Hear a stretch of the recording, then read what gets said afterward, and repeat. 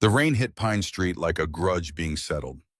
Friday night, the kind that soaked through cheap jackets and turned the pavement into black mirrors reflecting neon signs that had given up trying to stay lit. Marcus Hayes wiped down the last table of his shift, the motion automatic after 5 years of the same routine, the same cracked vinyl booths, the same coffee rings that never quite came clean, no matter how hard he scrubbed. The woman in the corner booth had been sitting there for 90 minutes. Marcus had noticed her the way you notice a Porsche parked outside a pawn shop. Completely wrong, impossible to ignore. Black suit that probably cost more than his car. Watch catching the fluorescent light every time she lifted her coffee cup. Leather handbag so fine it looked soft even from across the room.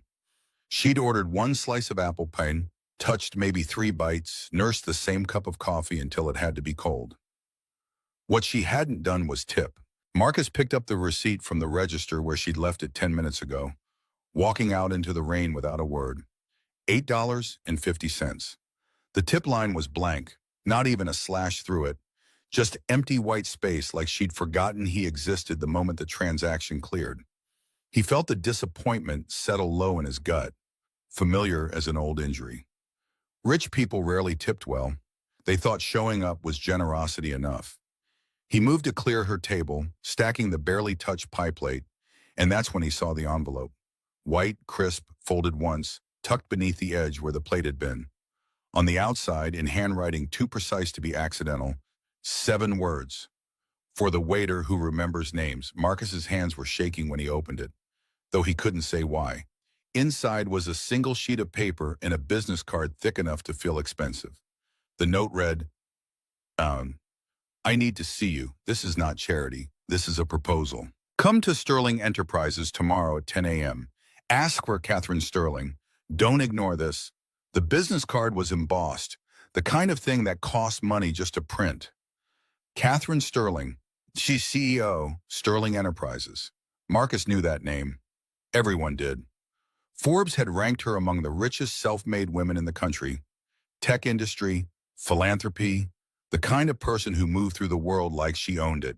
And she just sat in his diner for 90 minutes, left $0, and told him to come see her. His first thought was prank. His second was scam. Rich people didn't leave notes for waiters. They didn't care what happened after they walked out the door. But something about the way she'd watched him tonight, her eyes following every move like she was studying him, testing him, made the hair on his arm stand up. Pine Street Diner sat on the edge of town where the streetlights flickered and the pavement had given up pretending to be whole. The kind of place nobody came unless they had to. Friday nights brought the usual crowd, truck drivers killing time before their next haul, factory workers too tired to cook, college kids counting quarters for coffee that would last them 3 hours. Marcus had worked these tables for 5 years now, long enough that the vinyl felt like home and the coffee smell had soaked into his skin permanently. Before this, he'd written code for a software company downtown. Decent salary, health insurance, a future that made sense on paper. Then Jennifer died in a car accident on a Tuesday afternoon. Drunk driver, red light, the kind of thing that happened to other people until it happened to you. And suddenly, none of it mattered. Their daughter Sophie was 2 years old. Someone had to be there when she woke up screaming. Someone had to make breakfast and tie shoes and read stories before bed and explain why mommy wasn't coming home. Night shifts at the diner paid $23,000 a year for 60 hours a week, but it let him be a father during the hours that counted. He was 34 now, though some days he felt 50. His uniform was clean but worn thin at the elbows.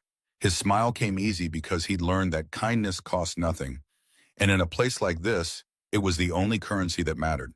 Most customers never bothered learning his name. He knew all of theirs.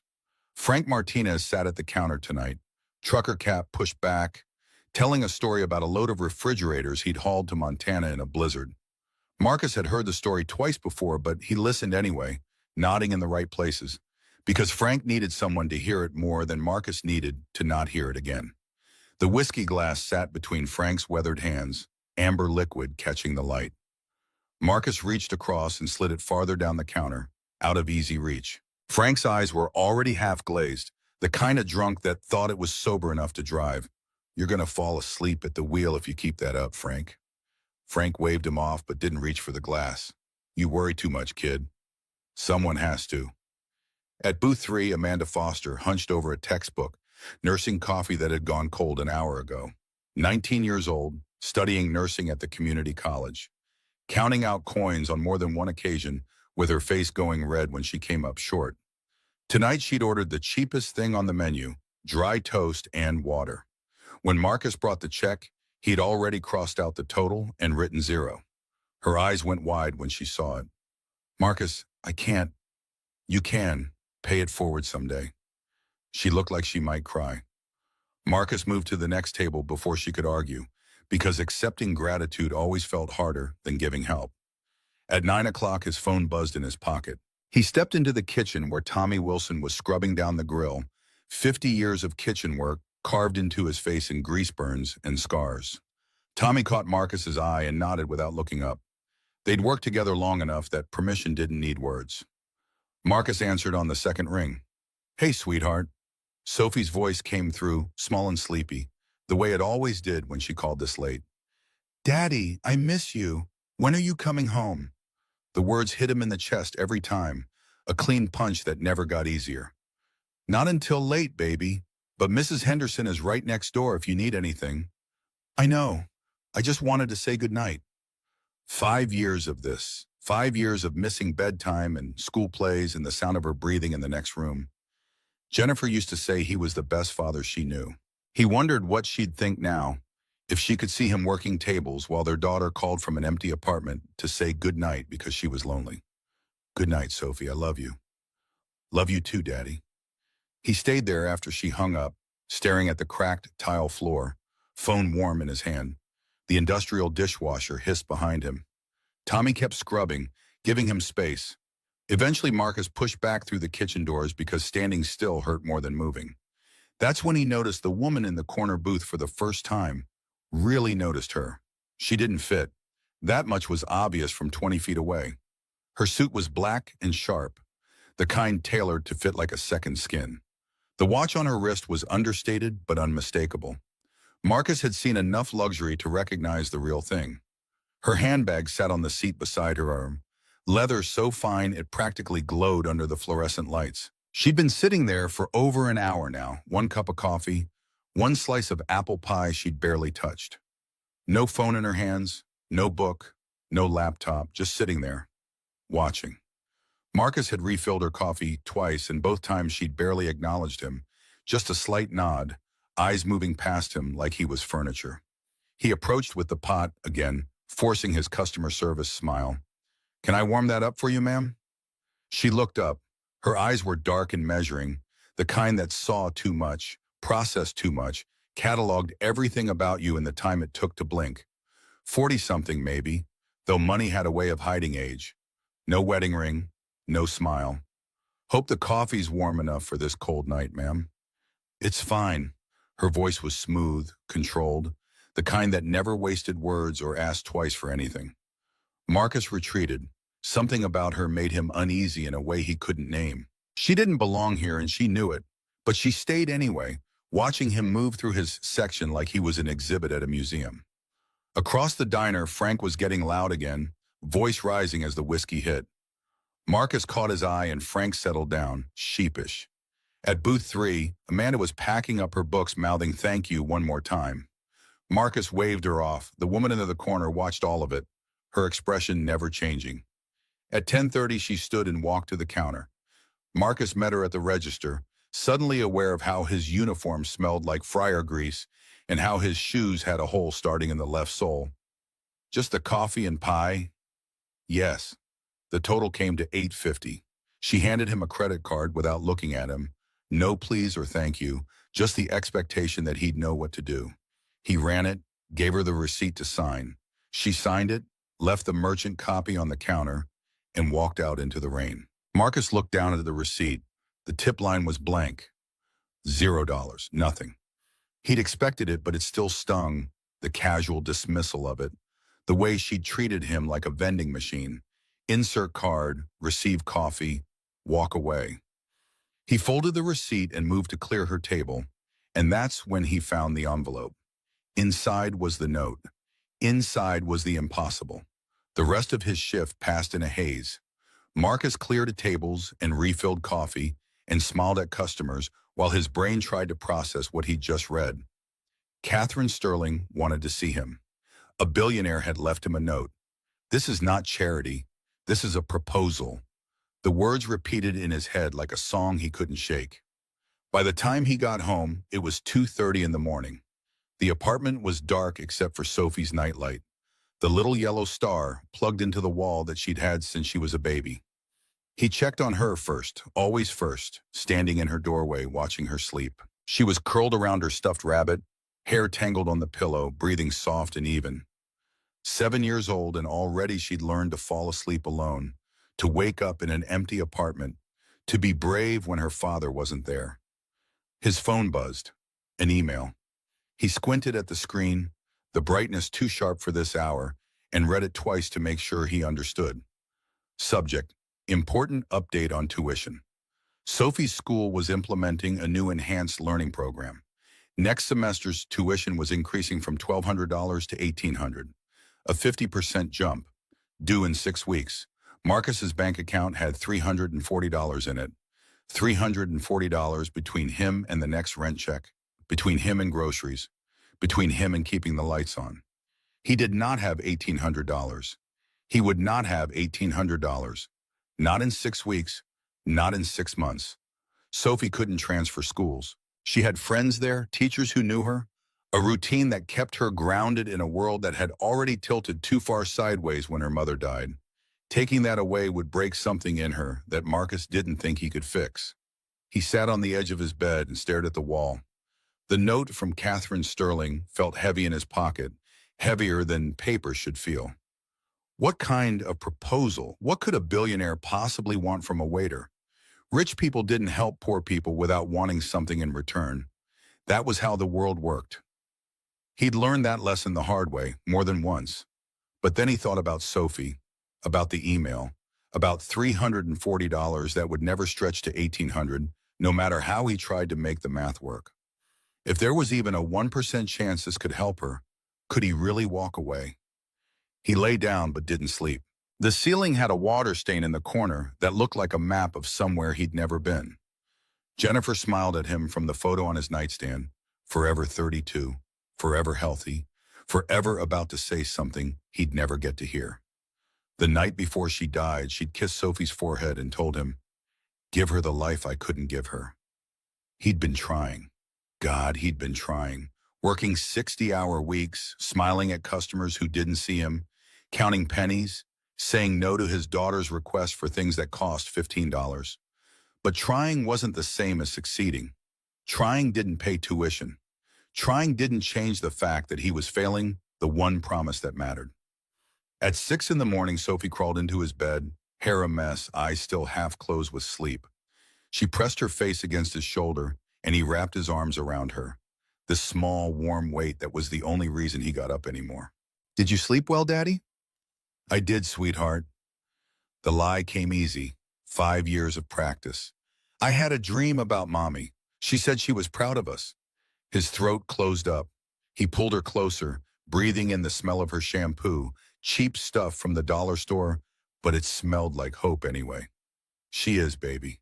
I promise." "Are you going to work today?" "Not until tonight. We have the whole day together." She smiled and closed her eyes again, trusting him completely, believing him without question. Marcus stared at the wall and made his decision. He would go to Sterling Enterprises, not because he believed in miracles or thought a billionaire would save him, but because he needed to know why she'd sat in that diner for 90 minutes, why she'd watched him like he was a puzzle she needed to solve, why she'd left that note. And maybe, just maybe, because refusing to try felt like giving up, and he'd promised Jennifer he would never do that. The building was 40 stories of glass and steel, the kind that reflected clouds and made you feel small just looking at it. Marcus stood on the sidewalk across the street for 10 minutes before he crossed, gathering courage the way other people gathered breath. His suit was the only one he owned, from his wedding 7 years ago, too tight in the shoulders now, pants riding a little short. But it was the best he had. The lobby smelled like money. Fresh flowers on marble surfaces, cologne that probably cost more per ounce than Marcus made per hour, floors polished to a mirror shine. The reception desk looked like something from a museum, all clean lines and expensive wood. The woman behind it glanced up as he approached, her smile professional and distant, the kind that said she could tell exactly how much his shot cost and had already decided he didn't belong here. "I'm here to see Catherine Sterling." His voice came out rougher than he meant, nerves making it crack slightly. "Do you have an appointment?" "She asked me to come. My name is Marcus Hayes." The receptionist picked up her phone and murmured something he couldn't hear, her eyes never leaving his face, assessing him like livestock at auction. She listened, then hung up, and when she looked at him again, there was surprise in her expression, genuine shock that someone like him had actually been expected. 38th floor, elevator on the left. He rode up alone, watching the numbers climb, his reflection staring back at him from the polished walls. He looked out of place. He looked like someone who'd wandered in from another life entirely, which was true, he supposed. The man in the reflection was tired and broke and wearing a suit that didn't fit. The man in the reflection was pretending to be someone who belonged in places like this. The doors opened onto a hallway of glass and dark wood, all sharp angles and deliberate emptiness. A young man in a suit that fit properly materialized immediately, the kind of assistant who got paid well to be invisible until needed.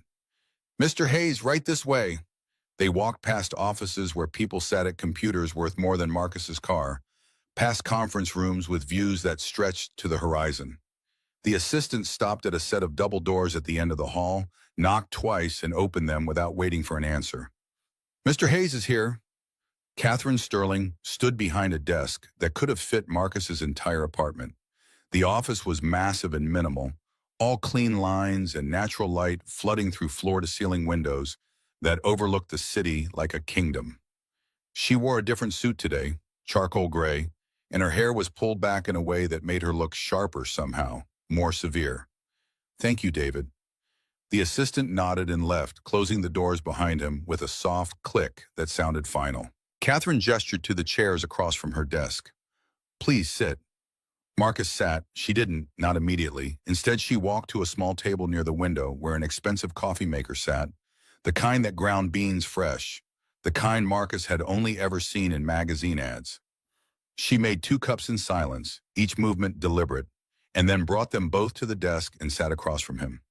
It was strange watching a billionaire pour coffee like it was normal. He'd expected her to have someone do it for her. Expected her to have someone do everything for her. "Thank you for coming. I wasn't sure you would." Marcus wrapped his hands around the cup. It was warm and solid and real, grounding him in a room that felt like a dream. "With all due respect, Miss Sterling, why am I here? And why the $0 tip?" She took a sip of her coffee, set it down carefully. "The tip was a test. I needed to see how you'd react to being overlooked." Something hot flared in his chest, anger rising fast and sharp. "You tested me? Like some kind of experiment?" "Yes." She didn't look away, didn't apologize. "And you passed. You didn't curse me, didn't complain to your coworkers, didn't even frown. You said thank you and wished me a good night." Marcus stood up, chair scraping against the floor loud in the quiet room. "I don't know what kind of game this is, but I'm not interested." "It's not a game." Her voice stayed level, controlled, like she'd expected this exact reaction. "Sit down, please." He stayed standing, pulse hammering in his throat. "I came here because I thought maybe you needed something, that maybe this was real, but you're just bored. You wanted to see what the poor waiter would do when you insulted him." Catherine stood as well, meeting his eyes across the desk. She was tall, he realized, almost his height. "I need someone who treats people with dignity regardless of their status. I've been looking for months. I watched you for an hour last night. The way you handled the drunk driver, the college girl who couldn't pay, the phone call with your daughter. You were kind when no one was watching. That's rare. So you insulted me to prove a point? I tested you to make sure you're real." She walked around the desk, closer now, and Marcus caught the scent of her perfume, something subtle and expensive that probably had a French name. "I'm offering you a job, community outreach director for a project I'm launching. $75,000 a year, full benefits, and a scholarship for your daughter at one of the best private schools in the state. The number hit him like a physical thing, stealing his breath. $75,000. He made $23,000 working 60-hour weeks, came home smelling like fryer grease with $340 in his bank account and no way to pay his daughter's tuition. $75,000 was a different life. $75,000 was everything. What do you want from me? The words came out quieter than he intended, all the fight draining out of him in the face of that impossible number. I'm just a waiter. I don't have a degree in community outreach. I don't have connections. What could I possibly do for you? Catherine picked up a folder from her desk, held it out to him. You've been there. You know what it's like to work 2 jobs and still come up short, to smile at people who don't see you, to make choices no one should have to make. I need someone who won't treat struggling families like charity cases, someone who will see them as people. Marcus took the folder, opened it with shaking hands. Inside were documents, spreadsheets, photographs of families that looked like his, tired, broke, trying. The header on the first page read, Second Chances Initiative, a program for single parents in difficult circumstances, job training, placement assistance, childcare support, educational grants for their children. The budget was in the millions. You want me to run this? I want you to help build it, to make sure it actually helps people instead of just making me feel good. She sat back down, gestured for him to do the same. You have 3 days to think about it. If you say yes, you start in 2 weeks. Marcus closed the folder. This is too much. There has to be a catch. The catch is that you'll work harder than you have ever worked, that you'll carry the weight of knowing families are depending on you, that you'll have to make decisions that affect real lives. She leaned forward, elbows on the desk. If that sounds easy, then you're not the right person. He wanted to say yes. God, he wanted to say yes so badly it hurt. Sophie's school bill, the overdue electric, the car that needed new brakes. $75,000 would change everything. But nothing was free. Not like this. Not from people like her. I need to think about it. Catherine nodded once. 3 days. You have my number. Marcus left the folder on her desk and walked out. His hands didn't stop shaking until he was back on the street, breathing exhaust and rain, surrounded by people who belonged in this world in ways he never would. That night at the diner, Marcus told Tommy about the meeting while the dinner rush screamed around them. Steam rose from the industrial dishwasher. Grease popped on the grill. Tommy scraped at burned bits with hard, angry motions. 50 years of kitchen work in every stroke. Rich people don't give, Marcus. They buy. Tommy didn't look up. What do you think she wants to buy from you? I don't know. That's what scares me. Lisa Parker pushed through the kitchen doors with a tray of dirty plates. 25 years old and still saving for cosmetology school. Still hustling for tips that never quite added up to enough. I heard about Sterling. My cousin worked for one of her companies. She's ruthless in business. Fires people without blinking. You sure you want to get involved with someone like that? Marcus leaned against the counter, doubt wrapping tighter around his chest with every word. I don't know what I want. Tommy's voice went softer. You want to take care of your kid. We all get that. Just make sure you're not trading one kind of broke for another. After his shift, Marcus picked up Sophie from Mrs. Henderson's apartment next door. The older woman waved away his thanks like always, like watching a 7-year-old 3 nights a week was nothing. Like everyone had neighbors who cared that much. Sophie was tired, rubbing her eyes as they walked the 2 blocks home through streets that never quite felt safe this late. Can we stop at the store, Daddy? I need pencils for school. The 24-hour grocery on the corner had fluorescent lights too bright and floors that stuck to your shoes. Sophie held his hand as they walked down the school supply aisle. She picked out the cheapest pack of pencils without being asked, already knowing not to reach for the fancy ones with erasers that didn't leave smudges. On their way to the register, they passed the book section. Sophie stopped, her eyes catching on a colorful cover. A kid's science book filled with pictures of planets and animals and the human body. $15. Marcus watched her look at it, watched the want cross her face, watched her start to reach, and then stop herself. Daddy, can I? She caught herself looking up at him with those serious eyes that were too old for 7. Never mind, I can get it from the library. Marcus looked at the book, looked at his daughter's face, looked at the way she'd already learned not to ask, had already internalized the mathematics of poverty that said wanting things cost too much. His heart broke in a way that was becoming familiar, a clean fracture that never quite healed before breaking again. Next time, sweetie, the words tasted like failure. It's okay, Daddy. I can borrow it from the library. She said it with such easy acceptance that something inside him cracked wider. They bought the pencils and walked home in silence. After Sophie was asleep, Marcus sat at his laptop and searched for Catherine Sterling, needing to know who she really was, what she really wanted. Pages of results came up, articles about her company, interviews about her philanthropy, a Forbes profile from 2 years ago detailing her rise from nothing to billions. Self-made, they called her. Tech industry, started her company in her garage and built it into something that moved markets. Most of it was what he expected. Glossy, corporate, the kind of success story that sounded good in speeches. But then he found an older article, buried several pages deep where nobody looked anymore. Local newspaper from 2010. The headline read, "From waitress to boardroom, Catherine Sterling credits late mother's work ethic." Marcus read it twice, then a third time to be sure. Catherine's mother had been named Grace Sterling. She'd worked as a waitress for over 20 years, raising her daughter alone after her husband died. Worked 2 jobs most of her life, sometimes 3, sacrificing everything to put Catherine through school. Grace Sterling had died in 2018 after a long illness. The article didn't say what kind, only that she'd passed after years of struggling.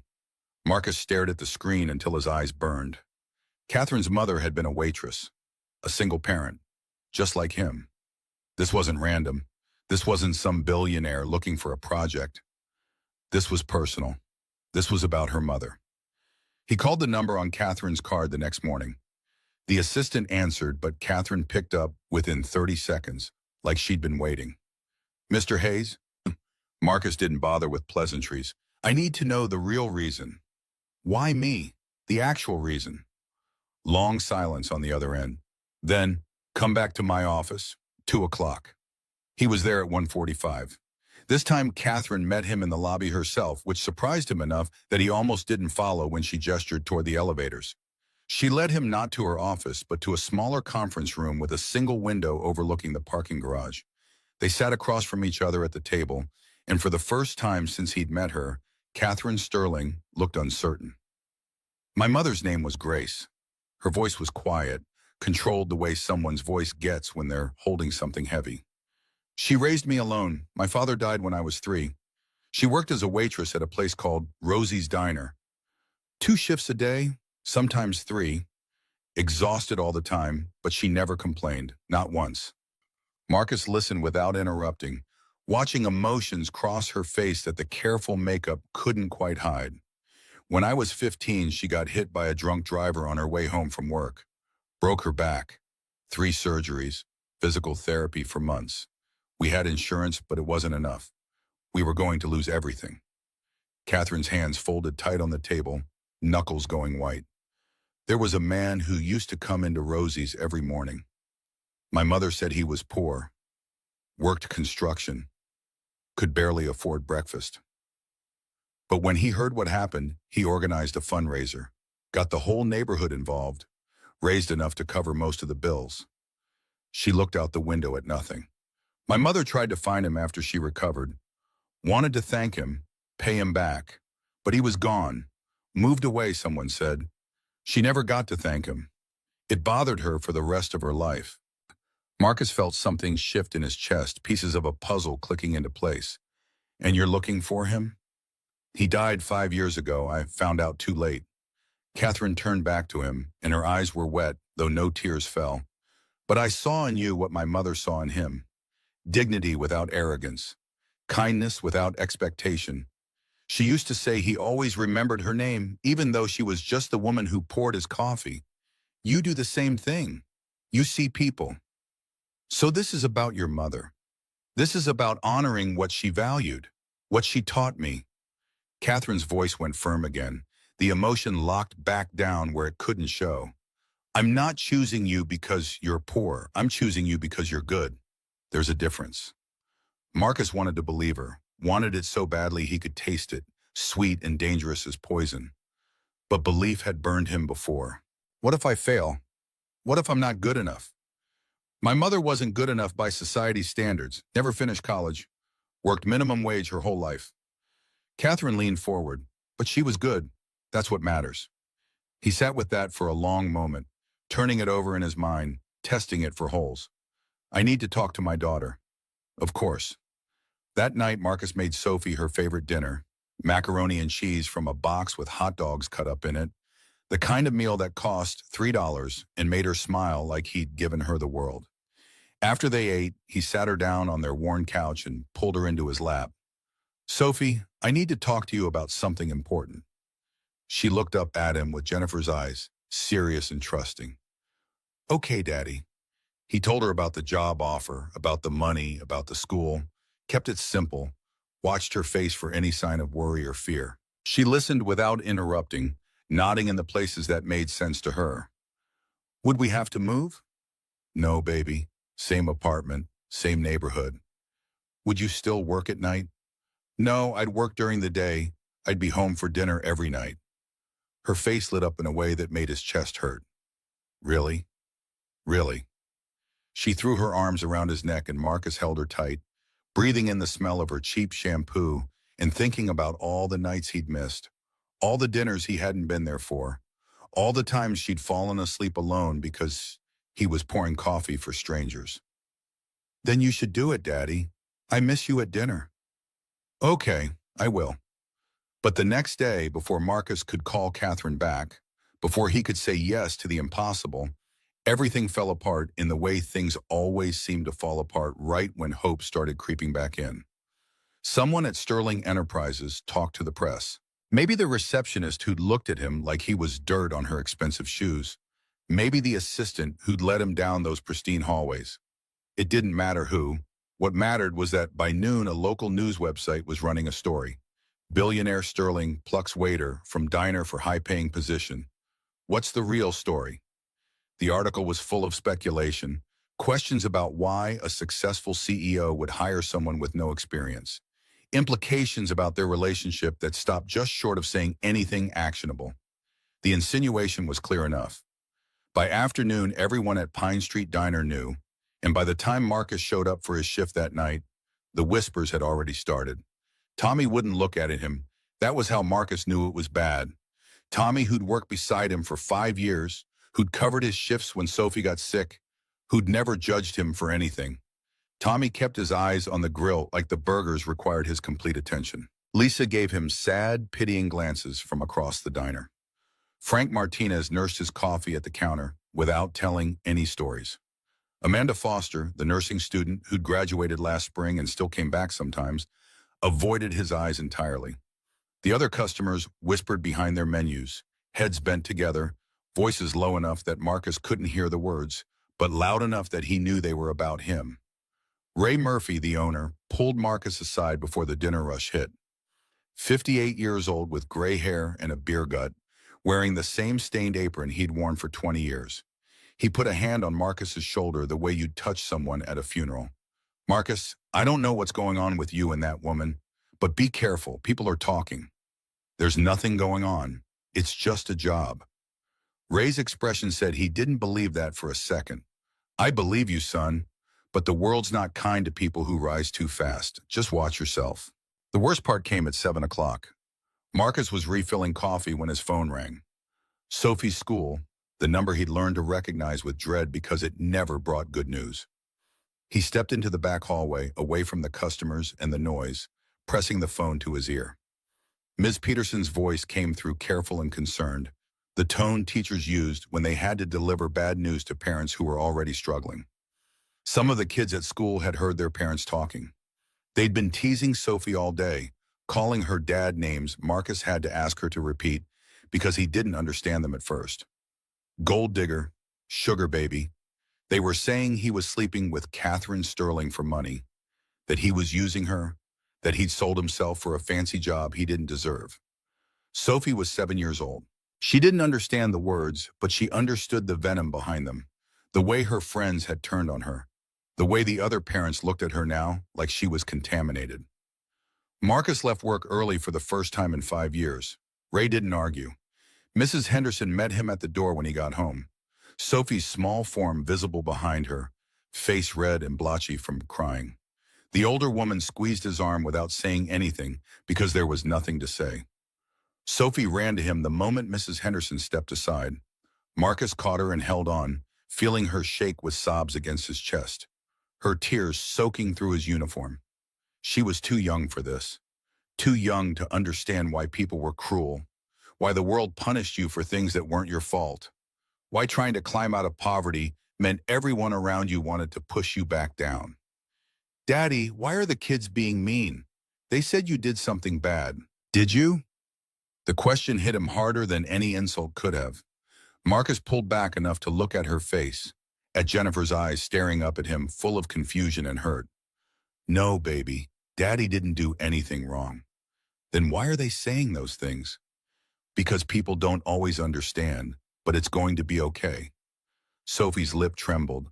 "I don't want you to take the new job if it makes people mean." That was it. That was the line. Marcus could handle people talking about him, could handle the looks and the whispers and the judgment, but watching his daughter suffer because he dared to hope for something better, that was too much. The money wasn't worth her dignity. Nothing was worth that. After she fell asleep, he called Catherine. The number rang twice before she picked up, her voice alert despite the late hour. "Mr. Hayes." His voice came out tight, controlled only by force of will. "I can't do this." "Marcus, listen. I can't let my daughter suffer because of me. The money isn't worth her dignity." He was standing in his kitchen, staring at nothing, one hand gripping the counter hard enough to hurt. "I'm sorry, I can't." He hung up before she could respond, sat down at his table in the dark, and felt like he'd failed everyone. Jennifer, Sophie, even Catherine somehow. But Sophie came first. She had to come first. That was the only rule that mattered. At 8 in the morning, someone knocked on his door. Marcus opened it to find Catherine Sterling standing in his hallway looking completely out of place in her expensive coat and heels, surrounded by peeling paint and the smell of mildew that never quite went away no matter how much he scrubbed. "Can I come in?" He let her in because he didn't know what else to do. Catherine looked around his apartment, the second-hand furniture he'd bought from thrift stores, the toys scattered on the floor, the water stain on the ceiling he couldn't afford to fix, the whole tiny space that represented everything he'd been able to give his daughter, which wasn't much. Sophie was eating cereal at the small table, still in her pajamas, hair uncombed. She looked up when Catherine walked in, eyes going wide with surprise. "Who's that, Daddy?" "This is Miss Sterling. She's—" Marcus didn't know how to finish that sentence. Catherine walked over and crouched down next to Sophie's chair, so they were at eye level. She pulled something from her bag, the science book from the grocery store, the one Sophie had wanted, the $15 Marcus couldn't afford. Sophie's eyes went huge. "How did you know?" "Your dad told me you liked science. I thought you might like this." Catherine's voice went soft in a way Marcus had never heard before, gentle and careful, and Sophie looked at Marcus, uncertain. He nodded. She took the book carefully like it might break if she held it wrong. "Thank you." The words came out barely above a whisper. Catherine stayed crouched there, still meeting Sophie's eyes. "Your dad is the bravest man I know. He said no to a lot of money because he loves you. He wanted to protect you. That's what real fathers do." Sophie's lip trembled again, fresh tears starting. "But the kids at school said—" "The kids at school don't know what they're talking about." Catherine's voice went firm without being harsh. "My mom was like your dad. She worked hard. People looked down on her sometimes. But I was proud of her. And you should be proud of your dad. He's a good man. Don't let anyone tell you different." Sophie nodded, tears running down her cheeks. Catherine stood and turned to Marcus. Something had changed in her expression, a hardness around her eyes that hadn't been there before. "I'm handling the newspaper. They'll print a retraction by tomorrow." Her voice was back to business mode, crisp and controlled. I've already called Sophie's school. If any child harasses her again, there will be consequences. My lawyers are sending a letter to the principal today. Marcus started to thank her, but she held up a hand, stopping him. But you were right to say no. The admission seemed to cost her something. I pushed too hard, too fast. I was so focused on the program, I didn't think about what it would cost you personally. She sat down at his table, suddenly looking tired in a way that expensive makeup couldn't hide. My mother used to say good intentions without wisdom cause harm. I'm sorry, Marcus. I put you and Sophie in an impossible position. Marcus sat down across from her, surprised by the honesty. Catherine Sterling, billionaire CEO, admitting she'd made a mistake. Truth is, I've launched 3 other initiatives before this one. All failed within the first year. Her fingers traced patterns on his cheap tablecloth. Because I hired people with perfect resumes who didn't understand the work, who treated it like a charity project, not real people. You're the first person I've met who actually lives this, and I almost destroyed it by being careless. What are you saying? Catherine looked up at him. I'm saying I need to do this differently. Not a job offer, a partnership. You run the program your way. I provide resources, but we start small, 3 families, not 50. 6-month pilot. Prove the concept works before scaling. You work from home the first month, so we're not making you a target. And you keep working at the diner as much as you want. That's not weakness. That's wisdom. Marcus listened, hearing something different in her voice now. Respect, maybe, or recognition that she couldn't do this without him any more than he could do it without her. Salary starts at $45,000 for the pilot phase. Still double what you make now, but not flashy enough to invite comments. If the pilot succeeds, full 75, and we scale up. No scholarship for Sophie yet. That comes after we've proven this works. You earn everything. No shortcuts, no favors. She leaned forward, elbows on his table. This way, when people question you, you'll have results to show them. Not just my money, real outcomes. It was different. It was defensible. It was something Marcus could explain to Tommy and Ray and Frank without feeling like he was accepting charity. Why are you really doing this? Catherine was quiet for a long moment. Because my mother died thinking she never repaid that man's kindness. It haunted her every single day. I have resources she never had, and I'm not going to waste them. But I also can't do this without someone who understands. She gestured around his apartment. Someone who lives in a place like this and still helps people. Sophie had been quietly reading her new book, but she looked up now. Daddy, Miss Catherine said you're brave. Are you going to be brave now? Out of the mouths of children, Marcus looked at his daughter, at Catherine, at the second-hand furniture and water-stained ceiling that represented his life. At Jennifer's photo on the wall, forever smiling, forever asking him to give their daughter better. 3 conditions. Catherine straightened. Name them. 1, full transparency. Every decision, every dollar, I know where it goes. Marcus counted on his fingers. 2, if at any point this affects Sophie negatively, I walk. No questions, no debate. 3, we start with 3 families, not 5. I want to do this right, not fast. Catherine considered, then extended her hand across the table. Deal. They shook. Her grip was firm, warm, surprisingly calloused for someone who lived in a tower. Sophie clapped from her chair. Does this mean you'll be home for dinner, Daddy? Marcus pulled her onto his lap.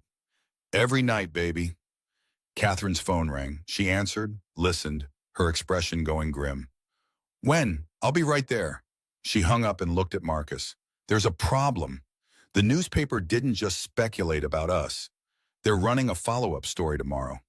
They found someone at the diner who claims they saw us arguing. They're spinning it as a relationship dispute. Marcus's stomach dropped. Who? Catherine showed him her phone. There was a photo from the diner, a quote underneath. Ray Murphy, owner of Pine Street Diner. Seemed personal, not professional. She came back, they argued. Draw your own conclusions.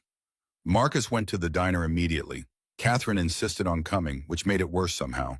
The billionaire CEO in her expensive coat walking into this shabby place where he'd spent 5 years of his life, where everyone would see them together and believe the worst. Ray stood behind the counter, wouldn't meet his eyes. The lunch crowd was thin, but everyone stopped eating to watch. Marcus's voice came out harder than he intended. Ray, why? They paid me $500, Marcus. I got expenses. Ray's face flushed red, but his jaw stayed set, defensive. I didn't say anything untrue, just what I saw. You saw a woman visiting to apologize and me protecting my daughter. You turned that into a scandal. Ray slammed his hand on the counter. You're the one cozying up to billionaires while the rest of us are still scraping by. You get to leave, go work in some tower downtown. What about us? What about the people still here? The truth came out then, bitter and raw. Ray's diner was losing money, had been for years. $500 was too much to turn down. But more than that, jealousy, resentment, the feeling of being left behind. Marcus realized with sudden clarity that this wasn't just about money. It was about watching someone escape while you stayed trapped. Catherine stepped forward before Marcus could respond. What if the diner was part of the program? Ray looked at her like she'd spoken a foreign language. What? Second Chance's initiative needs a partner location, a place where participants can meet, get coffee, feel comfortable, not a corporate office, real community space. Catherine's voice was calm, reasonable, the tone of someone making a business deal. I'll pay rent for conference room use, $2,000 a month, and will encourage participants to eat here, bring their families, more customers for you. She looked at Marcus. If that's okay with you. Marcus was torn between anger at Ray's betrayal and understanding Catherine's strategy. This solved multiple problems. Ray got financial help. The program got an authentic location. The community saw investment in the neighborhood instead of just someone being taken away. On one condition, Ray prints a retraction himself, tells the newspaper he was wrong, misunderstood the situation. Ray hesitated, pride fighting with practicality. Finally, he nodded. I can do that. Tommy pushed through the kitchen doors, grease-stained apron and all. He'd been listening the whole time. I was wrong about you, Marcus. Both of you. He looked at Catherine. You didn't have to help this place. Good businesses need good communities. This is good business. Tommy wiped his hands on his apron. Then count me in, whatever you need. Lisa joined them from behind the counter, followed by Frank Martinez from his usual spot. One by one, the people Marcus had worked beside for 5 years came forward, and he realized something he should have known all along. They doubted him because they were scared for him, not because they hated him. They were just people trying to survive in a world that didn't care about them, and he'd been one of them long enough that they wanted to protect him from disappointment. That night, they spread out across a corner booth, Marcus, Catherine, Tommy, Lisa, with notes and a laptop and coffee that actually tasted good because Tommy had made it special.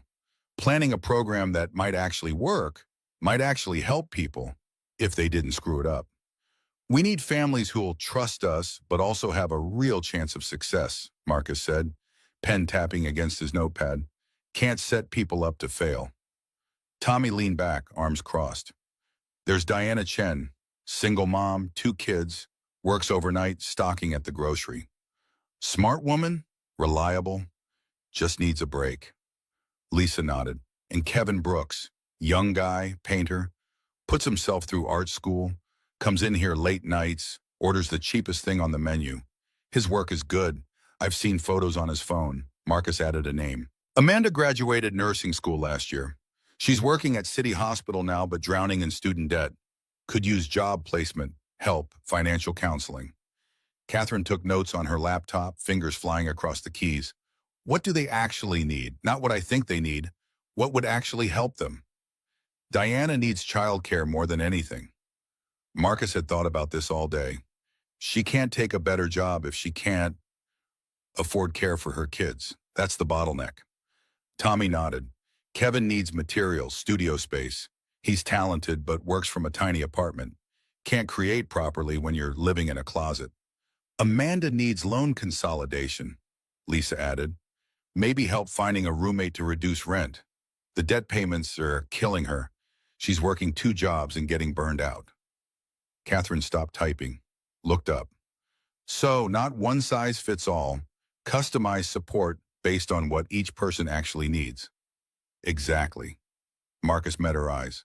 Dignity means choice, means asking them what they need instead of telling them what we think is best. Something passed between them in that moment, an understanding that went deeper than words. Catherine was learning, actually learning, not just performing the motions of caring while staying safely distant. The woman who'd tested him with a $0 tip was starting to see what he'd known all along, that helping people meant trusting them to know their own lives better than you ever could. The front door opened. 3 people walked in with cameras and microphones. Local news crew.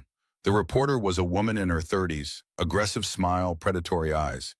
"Mr. Hayes, is it true you and Catherine Sterling are in a personal relationship?" Marcus froze. Catherine stood, voice going cold. "This is private property. You need to leave." The reporter ignored her, microphone thrust toward Marcus. "Our sources say you've been seen arguing. Are you using her for money?" Frank Martinez stood up from the counter. "Hey, leave him alone." Amanda Foster, eating dinner at a booth, joined in. "Marcus helped me through school. He's a good person." Other customers started speaking up, voices overlapping. "He gave me a free meal when I was broke. He remembered my daughter's name. He's not using anyone." One by one, the people Marcus had served for 5 years rose to defend him, and he felt something crack open in his chest that had been locked tight since Jennifer died. Ray stepped out from behind the counter. "You want a story? I'll give you a story." He looked at Marcus, regret written across his face. "I was wrong. I sold him out for $500 because I was jealous and scared. But I've watched this man for 5 years. He works harder than anyone I know, raises his kid alone, and still finds time to care about strangers. If a billionaire sees value in that, maybe we should too. Now get out of my diner." The reporter tried one more angle, turning to Catherine. "But Miss Sterling, why really hire someone with no qualifications?" Sophie walked in holding Mrs. Henderson's hand. She ran to Marcus, and he scooped her up, protective instinct overriding everything else. Sophie looked at the reporter with Jennifer's eyes, confused and scared. "Are you being mean to my daddy?" The reporter's face softened. "You couldn't be aggressive toward a man holding his frightened 7-year-old daughter, not on camera." "No, sweetie, we're just talking." Sophie turned to Marcus, loud enough for everyone to hear. "He's the best daddy. He takes care of everyone." The reporter lowered her microphone. "I think we have what we need." They left. Marcus stood there holding his daughter while the diner applauded, and for the first time since Jennifer died, he didn't feel alone anymore. Catherine watched it all from the booth, something shifting in her expression. Later, after Sophie had gone home with Mrs. Henderson and the dinner crowd had thinned, she pulled Marcus aside. "You have something I can't buy." "What?" "Trust, real relationships, community." She looked around the diner at the people who'd defended him. "I can write checks. You can change lives. Together, maybe we actually do this right." "When do we start?" "Monday. Small office space above the diner. Ray's offering it. Nothing fancy. Just a desk, phone, filing cabinet. You work there during the day while Sophie's at school. I check in twice a week. We find our 3 families. Prove it works." Marcus looked at the diner, at the community that had rallied around him, at Catherine standing there in her expensive coat in the middle of his world, trying so hard to understand it. At Sophie's photo on his phone, smiling and safe. At Jennifer's memory whispering that maybe it was okay to try again. "Okay, let's do it." The office above the diner was dusty and small, with one window overlooking the parking lot and a space heater that rattled when it ran. Marcus cleaned it himself on Sunday, scrubbing floors and wiping down the donated desk Ray had found in storage. Catherine arrived Monday morning with a laptop, a printer, and boxes of folders, looking out of place in her tailored suit surrounded by peeling paint and old plumbing. Not exactly Silicon Valley. Marcus plugged in the space heater. "No, it's better. It's real." They spent the first week setting up systems, learning nonprofit regulations, writing procedures for intake and support. Catherine taught him the business side, budgets, metrics, reporting requirements. Marcus taught her the people side, how to listen instead of solve, how to wait instead of fix, how to trust someone's assessment of their own needs even when you thought you knew better. Diana Chen came in on Wednesday. 32 years old, 2 kids, 8 and 5, Worked overnight stocking shelves at the grocery for $24,000 a year. She sat across from Marcus at the desk, arms crossed, defensive. Why help me?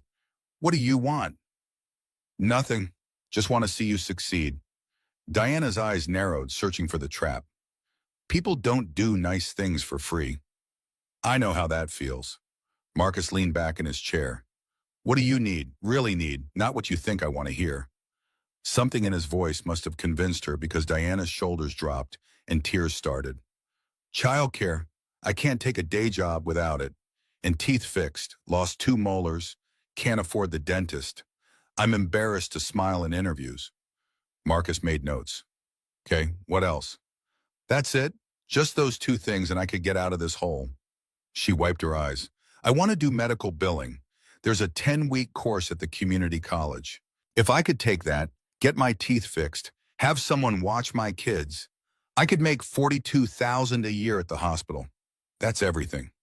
He spent the next 3 days setting it up, partnered with a local dental practice willing to do pro bono work for program participants, found a child care co-op, group of single moms watching each other's kids on rotating schedules, enrolled Diana in the medical billing course, evening classes so she could still work. Total program cost, $3,500. Timeline, 10 weeks to a new job. Kevin Brooks came in Friday, 25 years old, working construction to pay for art school, living in a studio apartment so small he had to move his bed to paint. Marcus visited him there, saw canvases stacked against walls, cityscapes, portraits, real life rendered in colors that made you feel things you didn't have words for. These are incredible. Why aren't you selling them? Kevin laughed, bitter. No one knows I exist. Can't afford gallery space or the time to make enough work to show. Construction pays bills, but by the time I get home, I'm too tired to paint. Marcus negotiated with a local gallery. The owner's daughter had been helped by a program like this years ago, she remembered. They'd show Kevin's work, 60-40 split with Kevin getting the larger share. The program would pay Kevin $800 a month for 6 months to reduce his construction hours. More time to paint, more work to sell, a chance to build reputation. Total cost, $4,800. Amanda Foster he knew already. Now an RN at City Hospital making $48,000 a year but drowning in $85,000 of student debt. Payments so high she worked 2 jobs and was getting burned out, seriously considering quitting nursing entirely. Marcus connected her with a debt consolidation nonprofit. They negotiated her payments down to manageable levels. The program covered 3 months of rent to give her breathing room. She dropped the second job, started focusing on nursing again. Her mental health improved. She became a better nurse. Total cost, $4,500. 3 people, $12,800. 3 months. The work was harder than Marcus had imagined. 10-hour days of phone calls and meetings, learning regulations, building partnerships, tracking outcomes. Catherine came by twice a week to review progress, and each time she stayed longer, asked better questions, listened more carefully. But she was still learning, still making mistakes born of privilege and good intentions colliding with reality. In week 8, Diana called Marcus crying. Catherine had upgraded her apartment without asking. Nicer place, better school district, $1,200 a month rent. Signed a 1-year lease. Thought she was helping. I can't afford this after the program ends. Diana's voice was panicked over the phone. She locked me into a lease I'll never be able to pay. What happens in 6 months when the support ends? Marcus felt rage build in his chest, hot and immediate. He'd been afraid of exactly this. Catherine wielding money like a hammer, solving problems without understanding that solutions could become new problems if you didn't think past your own good intentions. He stormed into Sterling Enterprises without calling first, past the reception desk where they knew him now, up to the 38th floor, into Catherine's office without knocking. We need to talk, now. Catherine looked up from her computer, startled. What happened? You gave Diana an apartment she can't afford, a lease she'll be trapped in when our support ends. You took away her choice, her control over her own life. You turned help into a cage. Catherine stood defensive. I gave her a better home, a safer neighborhood, better schools for her kids. You gave her stress. Marcus's voice rose, control slipping. She was fine in her old apartment. It was affordable. She needed childcare and job training, not expensive rent. This is exactly what your mother would hate. Catherine stopped, face going pale. What did you say? Marcus's voice went quieter but no less intense. Your mother worked her whole life barely making ends meet. What would she say about putting someone in an apartment they can't afford? About making them dependent on your money, on your continued generosity? She'd say you learned nothing from watching her struggle. Catherine sat down slowly, something breaking in her expression. She'd say I'm doing exactly what hurt her, making people feel small by trying to make their lives big. Silence filled the office. Catherine stared at her hands, and when she looked up, her eyes were wet with tears that didn't fall. I'm sorry, I thought I was helping. I thought I understood, but I just threw money at the problem because that's what I know how to do. Marcus pulled out a chair, sat down across from her. The anger was fading, replaced by something more complicated. She was trying, genuinely trying. She'd just grown up with so much money that she didn't understand how differently it worked for people who had none. Money isn't help if it creates dependency. Dignity means giving people choices, not making choices for them. Catherine wiped her eyes. How do we fix this? They broke Diana's lease. Catherine paid the penalty without complaint. Diana stayed in her old apartment, the one she could actually afford. Catherine drove to Diana's place that afternoon and apologized in person, and Marcus went with her, watched her sit at Diana's kitchen table and say the words, I was wrong, I'm sorry, I should have asked you what you wanted, instead of assuming I knew better. Diana looked at Marcus, then back at Catherine. I know you meant well. Good intentions aren't enough. I need to do better. Catherine's voice was firm, the CEO returning, and I will. After they left, Marcus and Catherine stood in the parking lot outside Diana's building. Evening coming on, streetlights starting to flicker to life. Catherine leaned against her car, looking tired in a way that went deeper than physical exhaustion. Thank you for calling me out. Someone had to. Most people wouldn't. She looked at him. Most people would have let me keep making mistakes because I'm rich and they're afraid of me. You're not afraid of me. Marcus shrugged. You hired me to make sure the program helps people. Can't do that if I'm scared to tell you the truth. Something shifted in her expression. Warmth breaking through the professional distance she usually maintained. You're teaching me things I should have learned years ago. You're learning, that matters. They stood there for a moment longer than necessary, the air between them charged with something neither acknowledged. Then Catherine got in her car and drove away, and Marcus walked back to his own beat-up sedan, thinking about how complicated people were. How wrong he'd been about her in some ways, how right in others. By month 3, results were coming in. Diana finished her medical billing course at the top of her class, got hired at the hospital, making $42,000 a year, a 70% increase. She bought a used car, first car she'd owned in 5 years. Her kids started thriving, no longer stressed about whether mom could make rent. The child care co-op had grown to 5 mothers now, all helping each other. Kevin's art show sold out. A local magazine ran a profile, from construction worker to rising artist. Commission work was coming in. He was making $40,000 a year from painting, enough to quit construction entirely. He'd started mentoring 2 younger artists from the program, passing forward what had been given to him. Amanda led a nursing mentorship program at City Hospital now. Her debt payments were manageable. She'd dropped the second job and her patient care scores had improved dramatically. The hospital partnered with Second Chance for job placement. They'd hired 3 nurses through the program so far.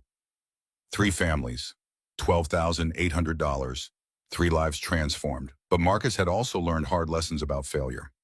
Robert Patterson had been participant number 4. 38 years old, laid-off factory worker.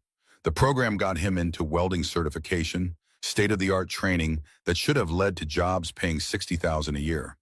But halfway through the course, Robert stopped showing up.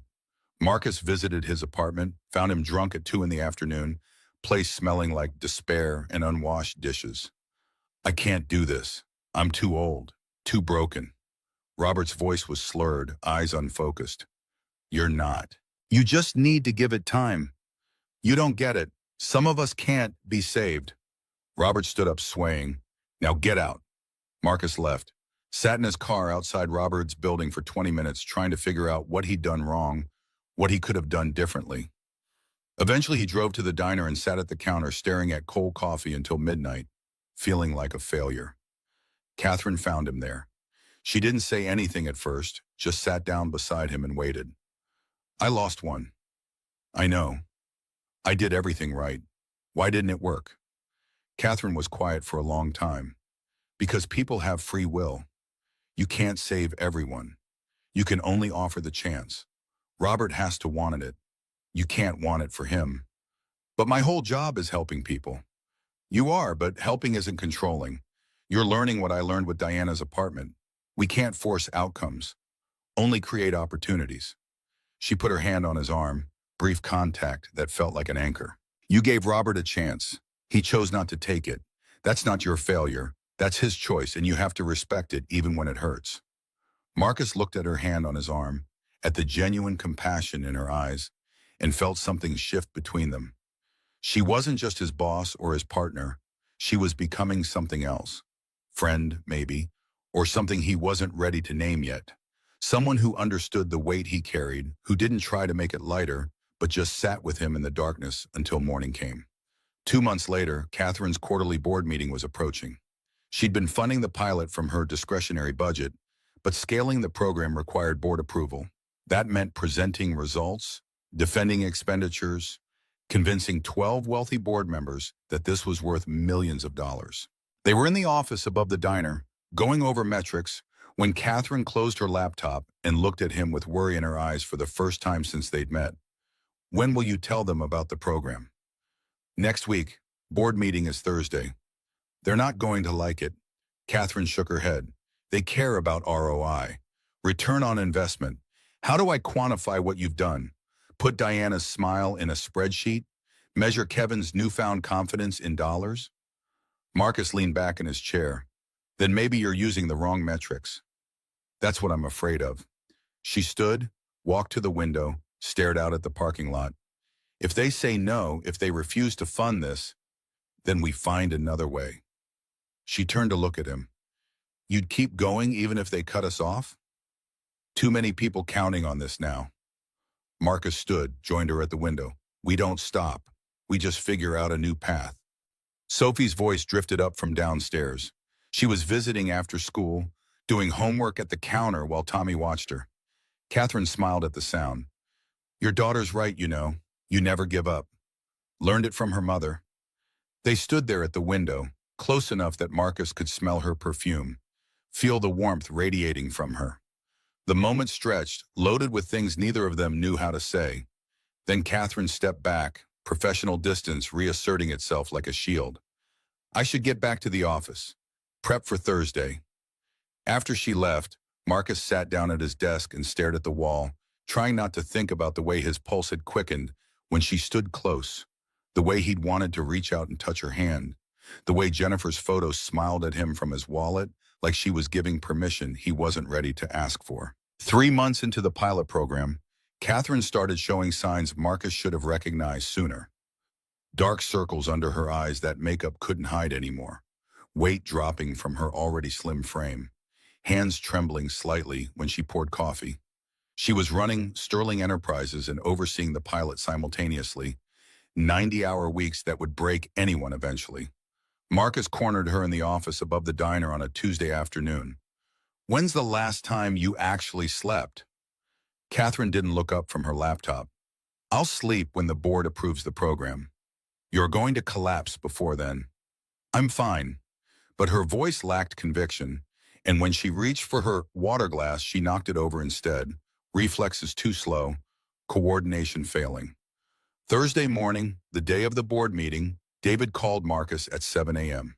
Catherine had collapsed in her office an hour earlier. Paramedics had taken her to Mercy General.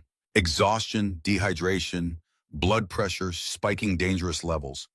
They were keeping her overnight for observation. Marcus grabbed Sophie and drove to the hospital. Catherine was awake when they arrived, propped up in bed with an IV in her arm, looking smaller somehow, without her armor of expensive clothes and perfect composure. Sophie ran to her bedside. Miss Catherine, are you okay? I am now, sweetheart. Catherine's voice was weak but genuine. Then her eyes found Marcus and panic flashed across her face. The meeting. Forget the meeting. No, the board will kill the program if I'm not there. She tried to sit up, winced, fell back against the pillows. They've been waiting for an excuse. Then I'll go. Catherine stared at him. You're not authorized. Then authorize me. This program is as much mine as yours. Marcus moved closer to the bed. You built the framework, but I've been running it for 3 months. I know every family, every outcome, every dollar spent. If anyone can defend this, it's me. Catherine looked at him for a long moment, something vulnerable showing through that he'd never seen before. Then she picked up her phone and called David. Tell the board Marcus Hayes will present in my place. Give him full authorization. Yes, I'm sure. Do it. 2 hours later, Marcus stood outside the Sterling Enterprises boardroom wearing his wedding suit. Still too tight, still too short, still the best he had. 12 board members waited inside, average age 60, average net worth $50 million. People who'd never worried about rent or groceries or whether their kid could afford pencils. He walked in and they looked at him like he was a janitor who'd wandered into the wrong room. Robert Blackwell, the chairman, had silver hair and eyes like ice chips. Mr. Hayes, this is highly irregular. Miss Sterling is hospitalized. I'm here to present the Second Chances Initiative. Marcus's voice came out steadier than he felt. We weren't informed of any initiative. Blackwell glanced around the table, seeing his confusion mirrored. She's been running this off the books? Using her discretionary fund, the pilot has been operational for 3 months. Jennifer Walsh, the CFO, leaned forward, 52, sharp as broken glass, wearing a suit that probably cost more than Marcus made in a month. How much has been spent? $12,800 on 3 participants over 90 days. That's over $4,000 per person. What's the return on investment? Marcus felt his temper rising but kept his voice level. ROI isn't measured in quarters when you're changing lives. It's measured in futures that wouldn't exist otherwise. That's not how business works, Mr. Hayes. Thomas Chen, another board member, spoke up. 58, venture capitalist, reputation for ruthlessness. What are your qualifications exactly?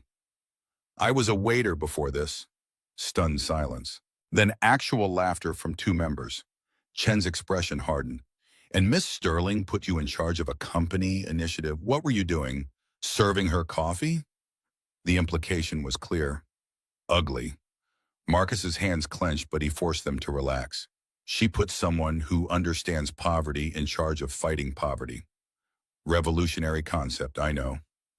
He pulled out his laptop, projected the screen onto the boardroom wall. Photos appeared. Data. Testimonials. Diana Chen, single mother of 2, was making 24,000 stocking shelves overnight. The program provided childcare support and job training. She now makes $42,000 as a medical billing specialist. She started a childcare co-op that serves 5 families. Generated approximately $12,000 in additional city tax revenue this year. Next slide. Kevin Brooks, artist, was working construction 60 hours a week. The program gave him studio access and a temporary stipend. He's now self-sufficient at $40,000 annual income from commission work. He mentors 2 younger artists from the program. Next slide. Amanda Foster, recent nursing graduate, drowning in debt, working 2 jobs, burning out. The program connected her with debt consolidation. She now focuses on nursing full-time and leads the mentorship program at City Hospital. 3 nurses hired through our placement partnership. Blackwell cut him off. Lovely stories, but Miss Sterling wants to scale this to $2.5 million in year 1. That's potentially 200 people at your current cost. What happens when they fail? When they relapse? When they waste our money? Marcus closed the laptop. Then we learn from it, like we learned from Robert Patterson, who dropped out of welding certification. Failure happens, but 3 successes out of 4 attempts is a 75% success rate. What's your success rate on venture capital investments, Mr. Chen? Chen's face flushed. That's not comparable, isn't it? You bet on people and ideas hoping they'll succeed. So do we. The difference is our investments have hearts beating inside them. I move to suspend this initiative pending Miss Sterling's recovery. Blackwell's voice was final, dismissive. Marcus felt rage building, white-hot and clarifying. You're not investing in a program, you're investing in dignity. His voice rang out loud in the expensive room. Miss Sterling's mother was a waitress, worked 2 jobs her whole life. When she got hurt, a construction worker who could barely afford breakfast organized a fundraiser, saved her life, changed Miss Sterling's life. That man didn't do it for tax benefits. He did it because Grace Sterling remembered his name, because dignity matters more than profit margins. The room went quiet. Marcus walked to the head of the table, stood behind Blackwell's chair, addressed them all. You sit here in $5,000 suits making decisions about people you've never met, people whose names you don't know, whose struggles you can't imagine. I lived in that world. I still do. I know what it's like to work 60 hours and still come up short, to choose between your kid's medicine and rent, to watch your daughter learn not to ask for things because you can't afford them. His voice dropped lower, more intense. Diana volunteers at the program now, helping other mothers navigate the system. Kevin mentors young artists who can't afford school. Amanda trains new nurses with patients she didn't have when she was drowning. That's not on your spreadsheets, but that's what lasts. That's what compounds. That's real return on investment. People becoming strong enough to lift others. Jennifer Walsh started to interrupt, but Marcus kept going. If you cut this program, you're not cutting costs. You're cutting hope. And I won't be part of that. He looked at Blackwell. Either you approve funding or I walk. And I'll tell every media outlet in the city exactly why. That Sterling Enterprises board cares more about quarterly earnings than the people their CEO nearly killed herself trying to help. The threat landed. Blackwell's jaw tightened. If Marcus walked and talked, the story would be devastating. Billionaire collapses from overwork trying to help people while board kills her program. Bad press, a potential stock impact, shareholder questions. But Thomas Chen stood up. Marcus braced for another attack. Instead, Chen's voice came out quiet, reflective. My father was a janitor, worked for the same company 40 years. When he had a stroke that they fired him. No pension, no insurance, nothing. We lost our house. I was 14. He looked around the table. I built my fortune so my family would never face that again. But I forgot what it felt like to be powerless. This man, he gestured at Marcus, is reminding me. Chen turned to Blackwell. I vote to approve funding. Full $2.5 million. Jennifer Walsh studied her notes. I need more data, but I don't oppose. She looked at Marcus with something like respect. You've got backbone. That counts for something. 3 board members voted yes immediately. 4 more followed Chen's lead.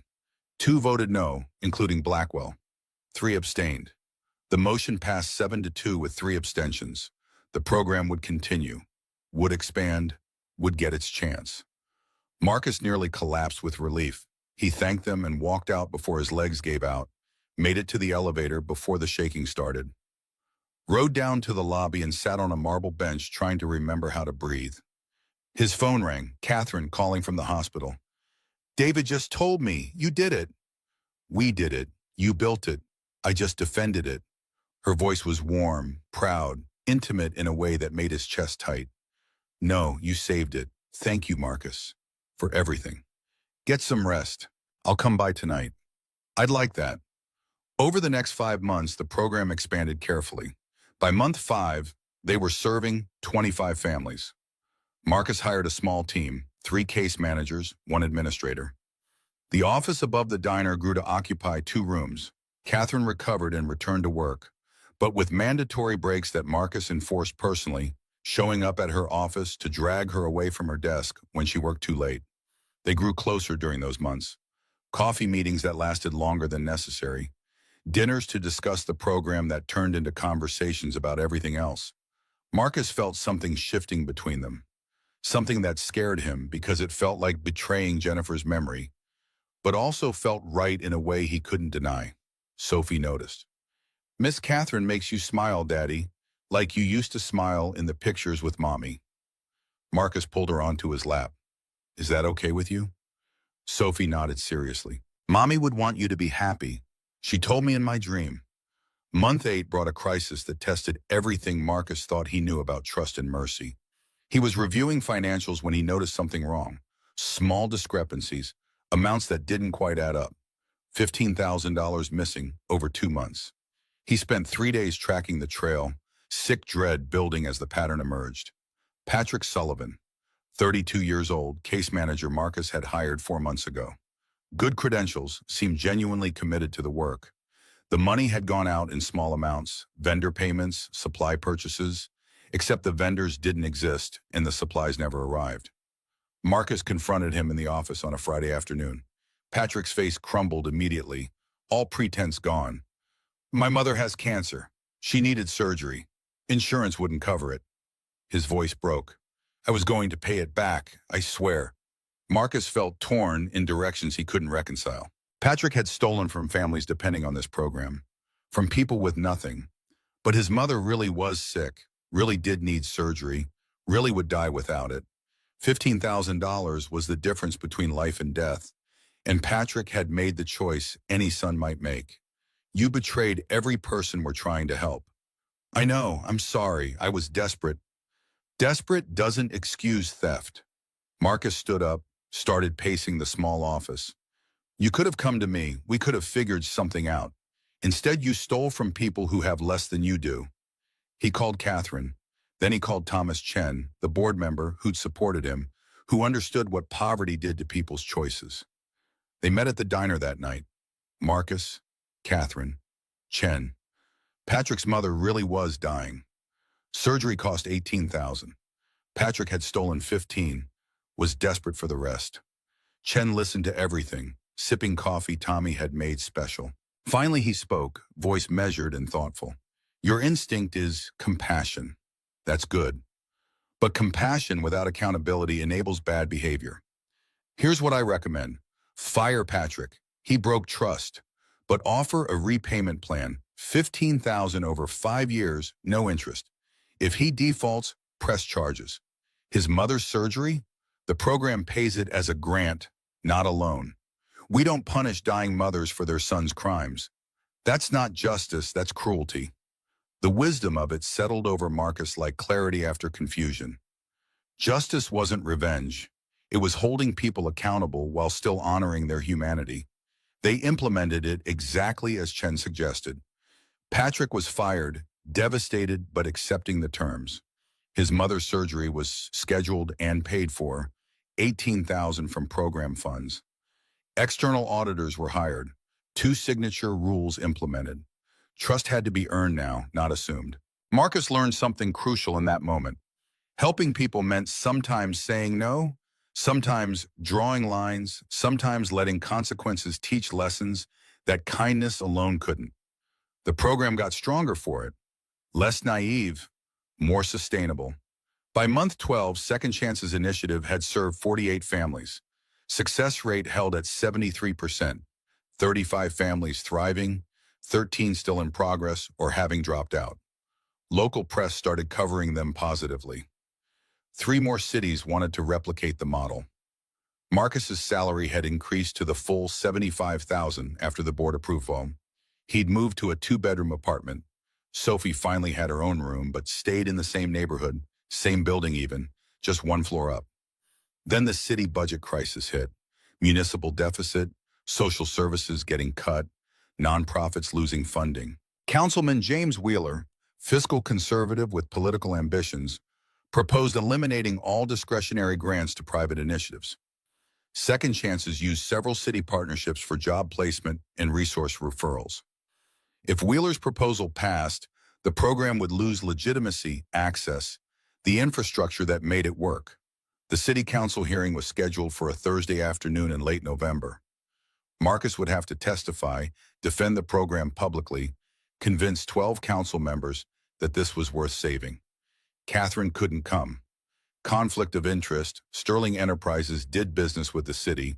She'd be seen as buying influence. Marcus went alone. City Hall was all marble columns and faded glory, built in an era when cities still believed in grandness. The council chamber held 200 people, media cameras in the back, audience packed with residents who'd come to fight for their own causes. Marcus sat in the front row in his wedding suit. He'd finally bought a new one that fit, using his own money, a symbol of how far he'd come, palms sweating despite the better fit. Wheeler spoke first, laying out his proposal with charts and graphs and cold efficiency. Cut all private program funding, save $800,000 annually, redirect it to essential services. He never used words like charity or handout, but the implication was there in every slide. Private initiatives were inefficient, wasteful, feel-good programs that didn't deliver results. Then he looked directly at Marcus. We have Mr. Hayes here from Second Chances Initiative, a program run by Billionaire Sterling and a former waiter. They want us to believe they're changing lives. Let's hear what they have to say. Marcus walked to the podium. 12 council members stared down at him from their raised platform. 200 people watched from the audience. Cameras rolled. This was the moment everything could fall apart. Councilman Wheeler is right about one thing. I was a waiter, still work one shift a week at Pine Street Diner because I don't want to forget where I come from. His voice came out steady, stronger than he felt. But he's wrong about private initiatives being inefficient. He pulled out printed sheets, distributed them to the council. Second Chances Initiative has a 73% success rate. The city's job training program, 40%. We spend $8,700 per participant annually. The city spends $12,000 for worse outcomes. The difference? We see people as individuals, not statistics. We customize support instead of forcing everyone into the same box. Wheeler leaned forward. That's an unfair comparison. Is it? Let me introduce you to real people, not statistics. Marcus gestured to the audience. Diana Chen, please stand. Diana rose from her seat wearing professional clothes, confident in a way she hadn't been a year ago. Diana was making $24,000 working overnight. Applied to the city program, waitlisted 8 months. Our program helped immediately. She now makes $42,000, supervises 8 employees. She pays $4,700 more in city taxes annually than before, and she started a childcare co-op that serves 7 families. He gestured to another section. Kevin Brooks, stand up. Kevin stood, the young artist who'd been working construction. Kevin applied for city arts grants 3 times, rejected every time. Our program supported him for 6 months. He now earns $43,000 from commissioned work. His paintings hang in your lobby, Councilman Wheeler. You walk past them every day. He pays city taxes on income that wouldn't exist without our support. Councilwoman Maria Garcia, a Latina woman in her 50s who represented the district where most participants lived, spoke up. How many of your participants are city residents, Mr. Hayes? All 48. That's a program requirement. We only serve people who live and work here, who pay taxes here, who build community here. And how much tax revenue have they generated since their income increases? Marcus had anticipated this question, had the numbers ready. Approximately $94,000 in additional city taxes this year. The program received $25,000 in city partnership grants. We've generated nearly 4 times that amount in new revenue, and that's just year 1. As these families continue to thrive, that revenue compounds annually. The math hit hard. You couldn't argue with numbers that clear. Several council members were nodding, scribbling notes. But Wheeler wasn't done. What about failures? What about the ones who quit, who waste resources, who prove these feel-good programs don't actually work? Marcus took a breath, steadied himself. We've had 13 participants who didn't complete the program.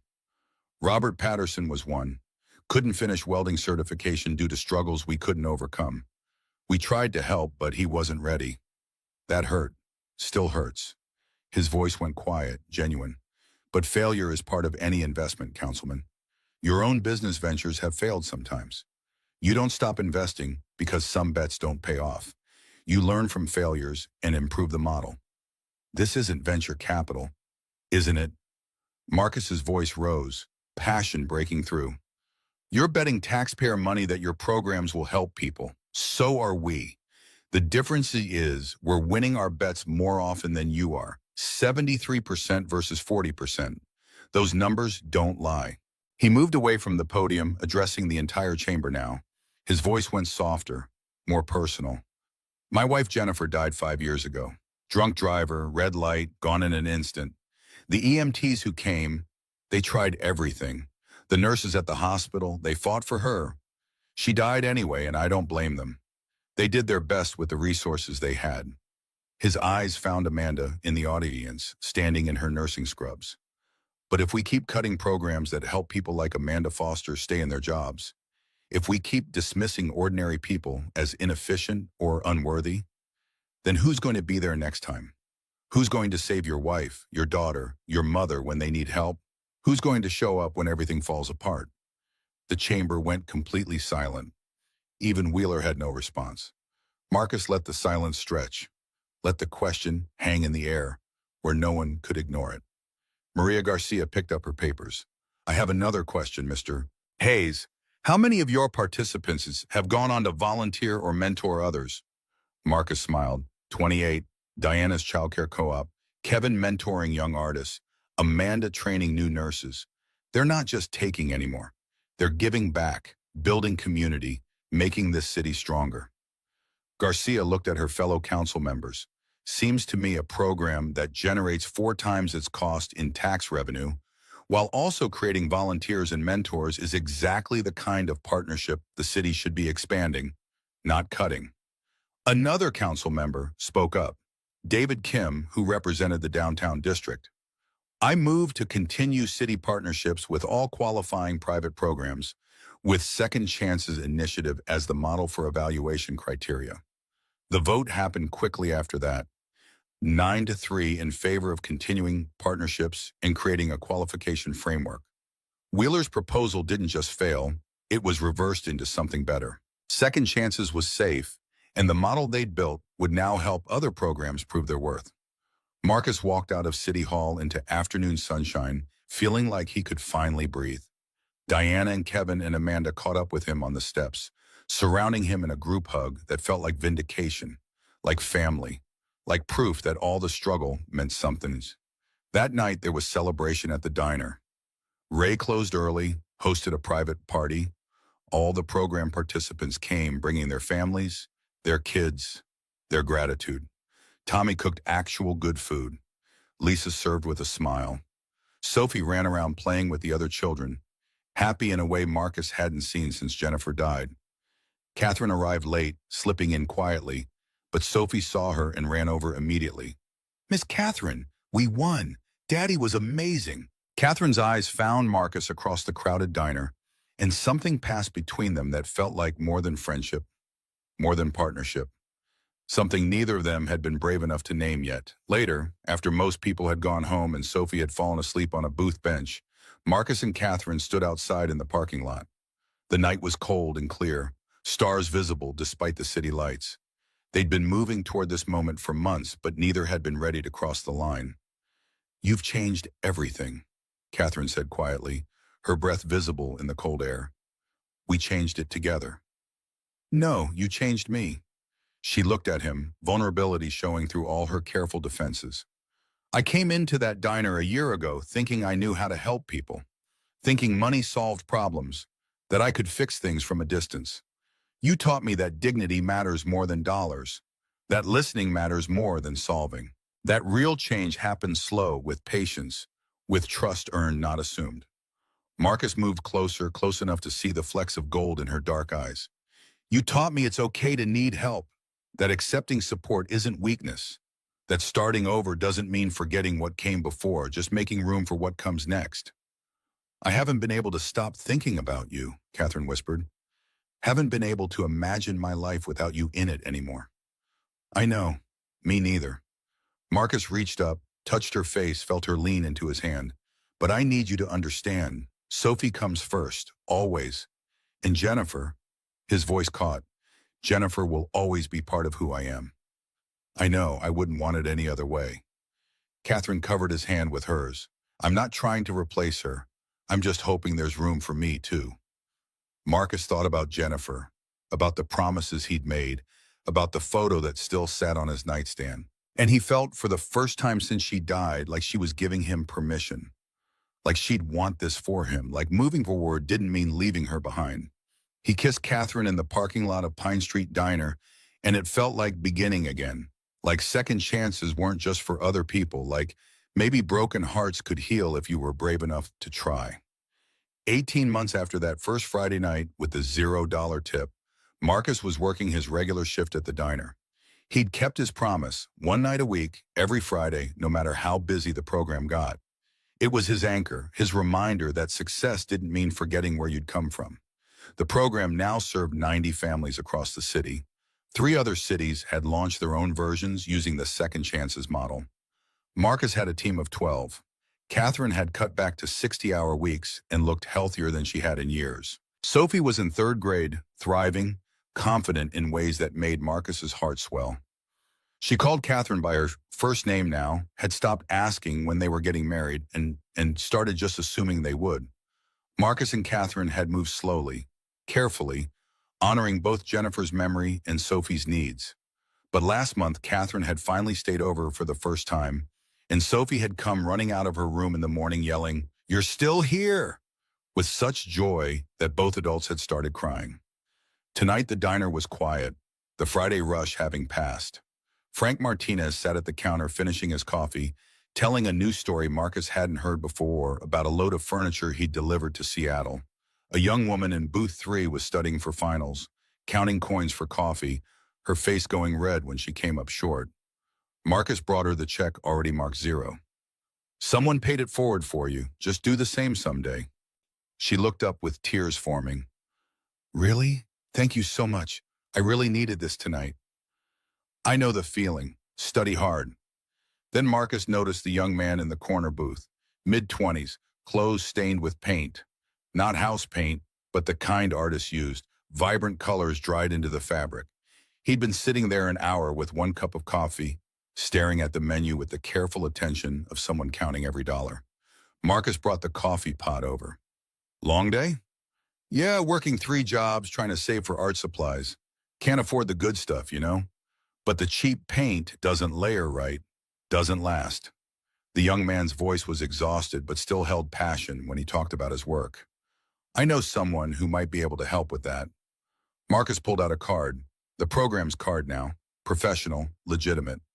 "Come by Monday. We have a program that helps artists." The young man took the card like it was something precious. "Is this for real?" "It's real. Just give us a chance to see your work." When the man asked for his check, $2.50 for the coffee, Marcus picked it up. "This one's on me. Someone paid it forward for me once. Now I'm paying it forward to you." The young man's eyes went wet. "I don't know what to say." "You don't have to say anything. Just keep creating. The world needs what you make." After he left, Marcus cleared the table and turned to find Catherine sitting in the corner booth, the same booth where she'd sat that first night, where everything had started. Coffee and apple pie, just like before, but this time she was smiling. "You know, most people would say you're enabling him." Marcus sat down across from her, something he'd never have dared that first night. Now it felt natural, right? Like coming home. "Most people don't understand that sometimes a $2 coffee and a kind word means someone sees you, remembers your name, treats you like you matter."